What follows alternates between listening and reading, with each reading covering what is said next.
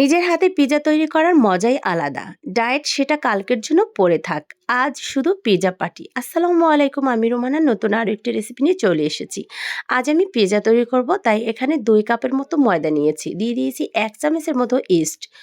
2 থেকে 3 চামচের মতো চিনি অ্যাড করেছি। এখানে আমি 1 চামচের মতো গুঁড়ো দুধ অ্যাড করে দিয়েছি। তো ভালো করে এখন আমি সবগুলোর সাথে মিক্স করে নেব। এই তো সামান্য একটু লবণ অ্যাড করে দিয়েছি। দিয়ে এখন আমি ময়দাটাকে এভাবে কিন্তু শুকনো উপকরণ দিয়ে ভালো করে মিক্স করে নিয়েছি। দিয়ে দিয়েছি এখানে আমি একটু সামান্য তেল, আর একদম ঠান্ডা ছাড়া একটা ডিম নিতে হবে। তো এখানে আমি একটা ডিম দিয়ে কিন্তু ময়দার সাথে ভালো করে মিক্স করে নিয়েছি। কালো গোলমরিচের গুঁড়ো নিয়েছি আধা চামচের মতো অ্যাড করে দিয়েছি। এখানে দিয়ে ভালো করে মিক্স করে নিয়েছি। আর একদম কুসুম গরম দুধ নিয়েছি। তো এখানে আমি কোনো পানি দিয়ে আজ এই আটাটাকে আমি ময়ান করব না। তো আমি এখানে একদম কুসুম গরম দুধ দিয়ে কিন্তু এই ময়দাটাকে ভালো করে মেরিনেট করে নিয়েছি। তো মেরিনেট করা কিন্তু সম্পূর্ণ শেষ। এই তো একটু নরম করেই মেরিনেট করেছিলাম, হাতে লেগে আছে, তাই একটু তেল দিয়ে কিছুক্ষণের জন্য ঢাকনা দিয়ে ঢেকে রেখে দেব। তো এটা আমি এক 1 থেকে 2 ঘন্টার মতো আমি রেস্টে রেখে দিব। এই তো 2 ঘন্টা পর চলে এসেছি, একদম ফুলে উঠেছে।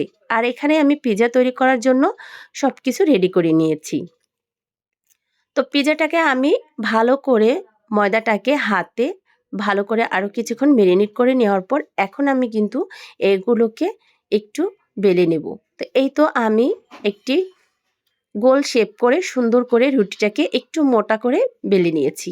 তো কিছুক্ষণ কিন্তু আমি আরও কিছুক্ষণ রেস্টে রেখে দিয়েছিলাম। তো আরও কিছুক্ষণ রেস্টে রেখে দেওয়ার পর একটু ফুলে উঠেছিল, কাঁটা চামচ দিয়ে আমি কিন্তু ছিদ্র করে দিয়েছি।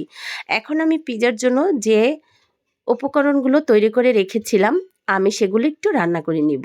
এই তো এখানে আমি বাটার দিয়ে এখন চিকেনগুলো ভেজে নিব। আর এই চিকেনগুলো কিন্তু চিকন করে কেটে রেখেছিলাম। আর এভাবেই কিন্তু চিকেনগুলো একটু চিকন করে কেটে এখন বাটারের সাথে ভেজে নিব। এই তো বাটার দিয়ে চিকেনগুলো অ্যাড করে দিয়েছি। দিয়ে দিয়েছি একটু কাঁচামরিচ কুচি করে, দিয়ে দিয়েছি আধা চামচের মতো গোলমরিচ।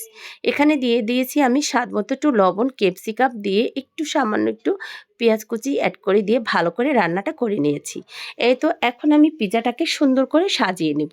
এখানে আমি চিলি সস আর টমেটো সস দিয়ে ভালো করে উপর দিয়ে মেখে নিয়েছি।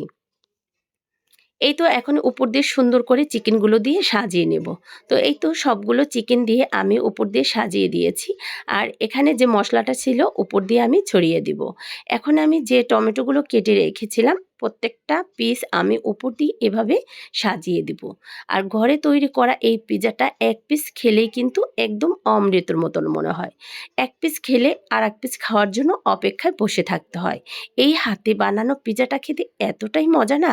এই তো আমি লাল ক্যাপসিকামও এই উপর দিয়ে দিয়ে দিয়েছি হলুদ আর সবুজ ক্যাপসিকাম। তো 3 পদের ক্যাপসিকাম দিয়ে উপর দিয়ে গাজর দিয়ে আমি এরপর এখানে কিছু গোল করে কাটা এখানে পেঁয়াজও দিয়ে দিয়েছি। এরপর আমি এখানে চিজগুলোকে সুন্দর করে এখন উপর দিয়ে দেব। দেওয়ার পর ওভেনে দিয়ে দিয়েছিলাম। এই তো ওভেন থেকে বের করেছি, মাশাআল্লাহ অনেক সুন্দর একটা কালার চলে আসছে। দেখতেই কিন্তু ভীষণ লোভনীয় হয়েছিল, আর খেতে তো অনেকটাই মজা হয়েছিল। এই তো এখন পিস করে কেটে নেব। সত্যি বলছি, হাতে বানানো এই পিৎজাটা খেতে দুর্দান্ত হয়। একবার হলো বাসায় ট্রাই করে দেখবেন এটা খেতে কতটা মজা। একদম নরম তুলতুলে সফট হয়েছিল। এই পিৎজাটা খেতে অনেকটাই মজা। তো এই তো অনেক লোভ লাগছে তাই না দেখতে? খেতে চাইলে অবশ্যই চলে আসেন। পিৎজাটা দারুণ হয়েছিল। এই পিৎজাটার দিকে তাকালেই মন ভরে যায়। খেলে তো কথাই নেই। পারফেক্ট পিৎজা বানানোর পর আমার এক্সপিরিয়েন্স আমি এটাই করেছি। আলহামদুলিল্লাহ। বিদায় নিলাম। ভালো থাকবেন, সুস্থ থাকবেন। নতুন রেসিপি দেখার অপেক্ষায় থাকবেন। আল্লাহ হাফেজ।